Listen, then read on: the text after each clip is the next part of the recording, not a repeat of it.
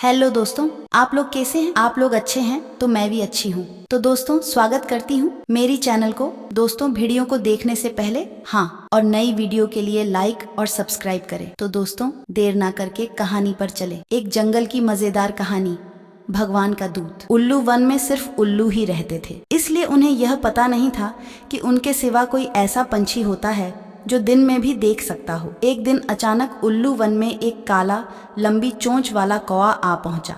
उसने चश्मा पहन रखा, उसकी गर्दन में एक थैला लटक रहा था। रात होते ही वन के उल्लू झुंड बनाकर उस विचित्र पंछी को देखने पहुंचे। एक उल्लू ने पास आकर उससे पूछा, आप कौन हैं और कहां से आए हैं? मैं भगवान का दूत हूँ। मैं स्वर्ग से उड़न तश्तरी के द्वारा तुम्हारे वन में आया हूँ। उल्लू वन आपका स्वागत करता है। उल्लू प्रसन्न होकर बोला, कृपया बताइए कि आपका यहाँ आना क्यों हुआ? दरअसल बात यह है कि तुम लोगों को बनाते समय भगवान से कुछ गलती हो गई थी। फलस्वरूप तुम सब दिन में नहीं देख पाते हो, इसलिए भगवान ने चश्मा भेजा है। इसे पहनकर तुम सब दिन में भी देख सकोगे। कौवा चश्मा दिखाकर बोला, आने और लौट कर जाने में होने वाले भारी खर्च को पूरा करने के लिए प्रत्येक चश्मे का दाम मात्र 10 रुपए रखा गया है। जो चाहे खरीद सकता है। मैं सुबह स्वर्ग लौट जाऊंगा। वन के सब उल्लू चकित हो खुसुर फुसुर करने लगे। फिर एक उल्लू बोला, हमें कैसे विश्वास हो कि आपके चश्मे के गुण वही हैं जो आप कह रहे हैं?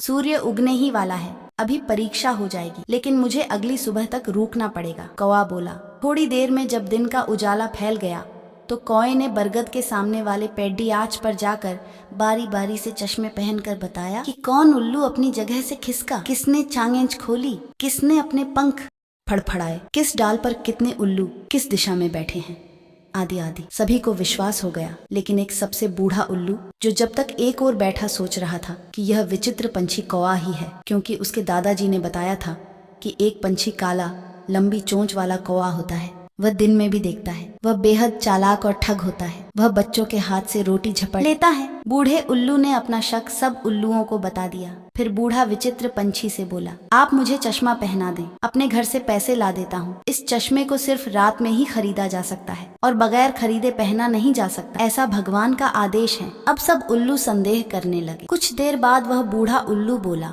दूत भाई बहुत दूर से हमारी सेवा के लिए आए हैं, अतः हम आपको स्वागत भोज देंगे।